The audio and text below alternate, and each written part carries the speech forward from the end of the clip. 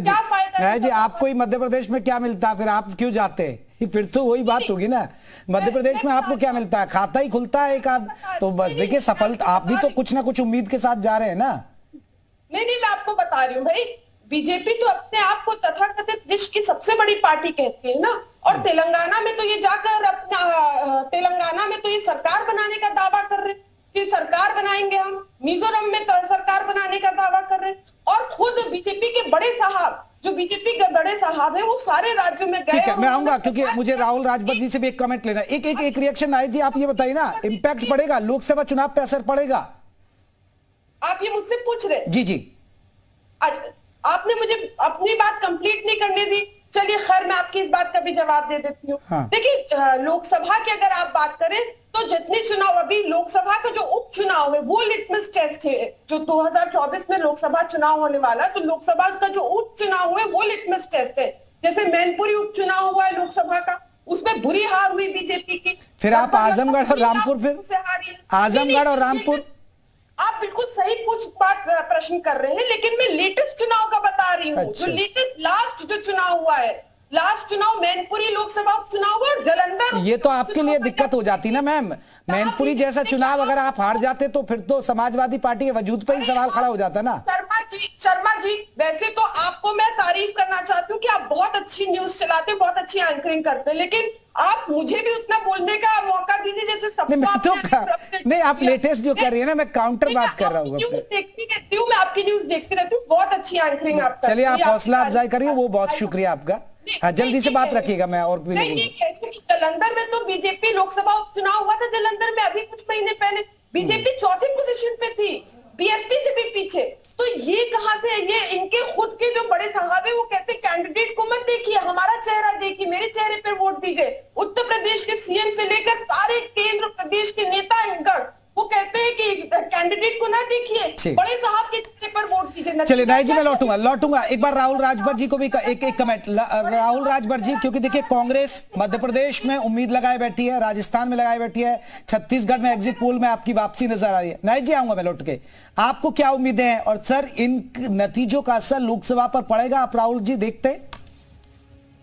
देखिए, भारतीय लोकतंत्र एक अनोखा किस्म का लोकतंत्र है। यहाँ पे कई बार ऐसा होता है कि विधानसभा चुनाव का लोकसभा चुनाव पे बहुत गहरा असर होता है, कई बार ऐसा देखा गया है कि नहीं भी पड़ता है, लेकिन ओवरऑल चुनाव विधानसभा में जीतने के बाद ये तो निश्चित तौर पे तमाम जो कार्यकर्ता हैं, तमाम जो पदाधिकारी हैं, लोगों के बीच एक उम्मीद और हौसला काफी बढ़ जाता है। और अभी जो तमाम ये जो 5 राज्यों में जो विधानसभा चुनाव हुए हैं, उसमें सारे जो एग्जिट पोल है वो साफ तौर पे दिखा रहे हैं। जैसे मध्य प्रदेश में 8 एग्जिट पोल हुआ है, जिसमें से 5 एग्जिट पोल बता रहा है कि कांग्रेस पार्टी पूरी बहुमत के साथ वहां सरकार बनाने जा रही है। छत्तीसगढ़ में 10 एग्जिट पोल, जो इनका ट्रैक रिकॉर्ड बहुत बेहतर रहा है, वो सारे 10 एग्जिट पोल ये बता रहे हैं कि वहां पे कांग्रेस पार्टी बहुत मजबूती से पूर्ण बहुमत के साथ सरकार बनाने जा रही है। तेलंगाना में भी सारे एग्जिट पोल इस बात को बता रहे हैं कि वहां का परिणाम चौंकाने वाला परिणाम आने वाला है। वहां पे बहुत बड़े पैमाने पे कांग्रेस की जीत होने वाली है, वहां भी बहुमत के साथ कांग्रेस अपनी सरकार बनाने जा रही है। और रही बात राजस्थान की, तो थोड़ी बहुत सारे जो एग्जिट पोल है वो बता रहे हैं कि नहीं, वहां पे टक्कर जो है बहुत कांटे का है, बहुत कांटे की लड़ाई है। और वहां भी लेकिन ये ओवरऑल बात आ रही है कि नहीं, वहां भी राजस्थान में भी कांग्रेस सरकार बनाने जा रही है। और मिजोरम में जो भारतीय जनता पार्टी और जो मिजो नेशन फ्रंट जो मिलकर सरकार चलाई थी, इनका भी वहां पराजय सुनिश्चित है। वहां पे स्थानीय दल और कांग्रेस बहुत मजबूत होने जा रही। तो ओवरऑल जो एक रिजल्ट आने जा रहा है वो कांग्रेस के बिल्कुल पक्ष में है। और निश्चित तौर पे इस चुनाव के बाद से कांग्रेस पार्टी के कार्यकर्ता, कांग्रेस पार्टी के नेताओं का हौसला बहुत बुलंद होगा। हौसला तो बुलंद होगा, ये अच्छी बात है। और देखिए, हर जीत के बाद किसी का भी हौसला बुलंद होता है राहुल जी, लेकिन सबसे बड़ी बात है कि अगर हम पुराना रिकॉर्ड देखें 2019 का, तो मध्य प्रदेश में कांग्रेस की सरकार बनी। वो ठीक है, बीजेपी वाले आ गए बीच में, लेकिन फिर भी फायदा कहीं ना कहीं यहां हुआ बीजेपी को लोकसभा में। मध्य प्रदेश, राजस्थान में भी यही हुआ, छत्तीसगढ़ में भी आपकी सरकार बनी, लेकिन फायदा लोकसभा में बीजेपी को मिला और बहुत ज्यादा फायदा मिला। समीर साहब, आपने सुना नाहिद लारी खान को, वो कह रहे कोई फायदा नहीं होगा। और एक सबसे बड़ी बात है, बीजेपी को हार का सामना करना पड़ेगा इन सभी 5 राज्यों में। नहीं, देखिए, अभी मैं जयप्रकाश जी नाहिद लारी को सुन रहा था, इनको थोड़ा सोचना चाहिए बोलने से पहले कि ये बोलती क्या है।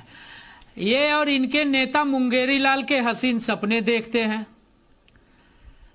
और इनका सपना ऐसा है ना जयप्रकाश जी, जो कभी पूरा नहीं होता। इनसे पूछिए कि उत्तर प्रदेश के अंदर ये 2014 का चुनाव हार गए, कांग्रेस से समझौता करके लड़े थे। 2019 लोकसभा बसपा से समझौता करके लड़े, हार गए, हाशिए पे आ गए। 5 सीट मिली इनको उत्तर प्रदेश की 80 सीटों में।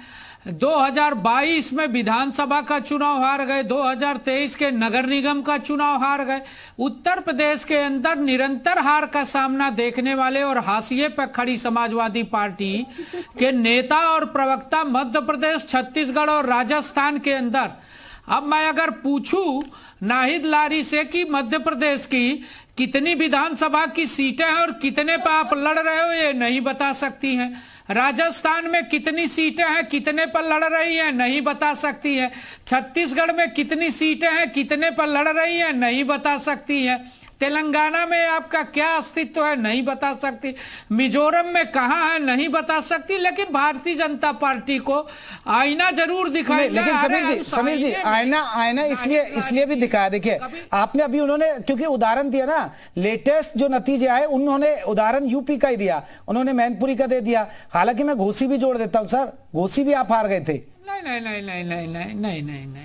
नहीं, हारना जीतना एक बात है, मैं ये नहीं कहता। इनके पास प्रत्याशी ही नहीं है। ये बताए ना मध्य प्रदेश में कितनी सीट है, कितने पर लड़ रही है, राजस्थान में कितनी सीट है, कितने पर लड़ रही है। समाजवादी पार्टी उत्तर प्रदेश के अंदर हाशिए पे 2019 में। ठीक है, नाहिद लारी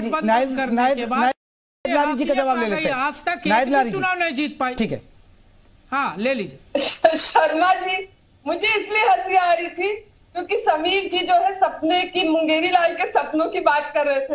अरे ये तो हम लोग के लिए सपनों की बात कर रहे हैं। आप देखिए, मुझे कहना नहीं चाहिए, मेरे भाई समान है, लेकिन उनकी शक्ल तो स्वयं मुंगेरी लाल जैसी है। अब वो मुंगेरी लाल के सपनों जैसी बात कर, शक्ल देखिए मुंगेरी लाल जैसी शक्ल भी है।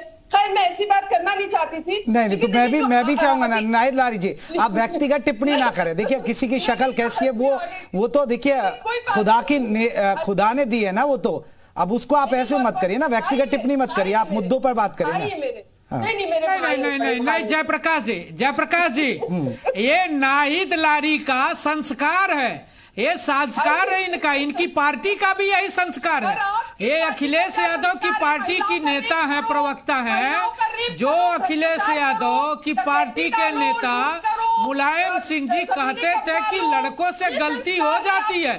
ये बलात्कारी पार्टी की प्रवक्ता है, ये बलात्कारी पार्टी की प्रवक्ता है। समाजवादी पार्टी के आधा दर्जन मंत्री बलात्कार के केस। समीर जी ठीक है, एक बार उनका रिएक्शन। समीर जी ठीक है, मैंने उनको रोक दिया ना समीर जी, अब आप भी रुक जाइए। समीर जी आप पर उन्होंने टिप्पणी की, आपके चेहरे को लेकर टिप्पणी की, मैंने उसको रोका ना मैंने। नाहिद जी कहिए। देखिए ये इनका संस्कार है जयप्रकाश जी, मैं बुरा नहीं मानता, ये तो इनका संस्कार है। चुप हो जाइए मेरे भाई, चुप हो जाइए। आऊंगा राहुल जी, आऊंगा आपके पास भी। सीट नहीं बताएगी। समीर जी रुकिए, मुद्दों पे आते हैं। ठीक है, नाहिद लारी खान, ठीक है, रखिए आप अपनी बात। प्रकाश जी देखिए शर्मा जी, मैंने पूछा, मेरे प्रश्न का जवाब तो दे दे। पार्टी का ऑफिस थोड़ी है कि जहां महिलाओं की को बोलने नहीं दिया जाता है। अरे ये जी टीवी का मेरे प्रश्न का जवाब दे दो बहन, और वो भी शर्मा जी, मेरे प्रश्न का जवाब दे दो। सम्मान दिया जाता है। मध्य प्रदेश में कितनी सीटें हैं बता दो शर्मा जी, अब हमें बोलने का मौका। मध्य प्रदेश, अरे वो बता रही है ना समीर जी, सुनिए ना, आपके सवालों का जवाब दे। अब सुन लेते ना, एक बार कुछ तो बोलने दीजिए ना उन्हें। ठीक है, नहीं देखिए 2022 के चुनाव की बात कर रहे थे। अभी देखिए 2022 के चुनाव में समाजवादी पार्टी के जितनी सीटें पहले थी 2000, देखिए कितना बौखलाए हुए।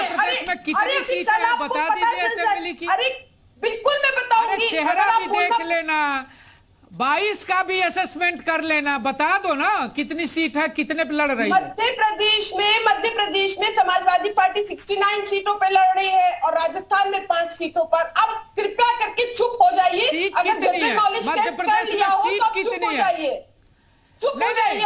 नहीं, मध्य प्रदेश की सीट कितनी है, कितने चुनाव हो रहा है? अरे ठीक है ना, अरे ठीक है समीर जी, ठीक है, अब उसको छोड़िए ना।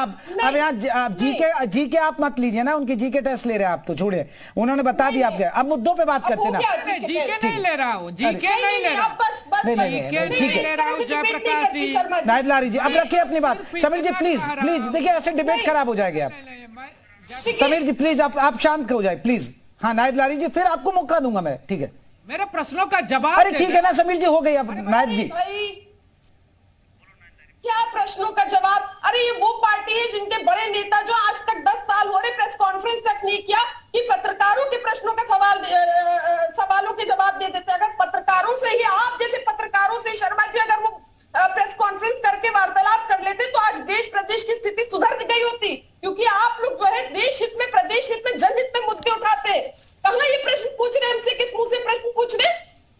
खैर, अब जो आप बात कर रहे थे कि 2022 की अगर आप बात करिए तो समाजवादी पार्टी की जितनी सीटें 2017 में थी उससे बढ़ाकर हमने बीजेपी की जो जीती हुई सीटें थी 80 सीटें, हमने वो भी छीन लिया। हमारा वोट परसेंटेज बढ़ा, हमारी सीटें बढ़ी, हमारी सीट 111 हो गई और गठबंधन की मिलाकर 125 हो गई, और वही बीजेपी की सीटें घटी और इनका वोट परसेंटेज भी घटा। अभी देखिए, मैंने मैनपुरी उपचुनाव बताया, घोसी बताया, खतौली, जहां मुजफ्फरनगर, जहां बीजेपी दावा करती थी, कैसी कैसी बातें करती थी, तुष्टिकरण की बातें करती थी, वहां के जनमानस ने नकारा बीजेपी। ठीक है नायद जी लौटेंगे। राहुल जी जल्दी से, मुझे ब्रेक लेना। नायद लारी खान रुकिए अभी, समीर साहब रुकिए अभी। राहुल जी एक रिएक्शन आपका, एक सबसे बड़ी बात है, एक बार एक रिएक्शन ले लेते। राहुल जी कुछ कहना चाह रहे थे आप?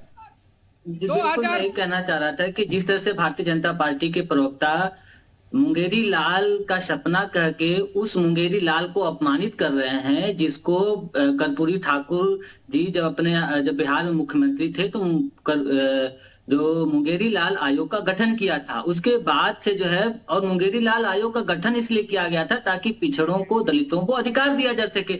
और उस मुंगेरी लाल का नाम लेके जिस तरह से भारतीय जनता पार्टी के प्रवक्ता मुंगेरी लाल आयोग को, जो पिछड़ों के नहीं वो राहुल जी, मुंगेरी लाल तो उन्होंने जिक्र किया था, आपकी दोस्त पार्टी है जो सपा वालों ने किया था।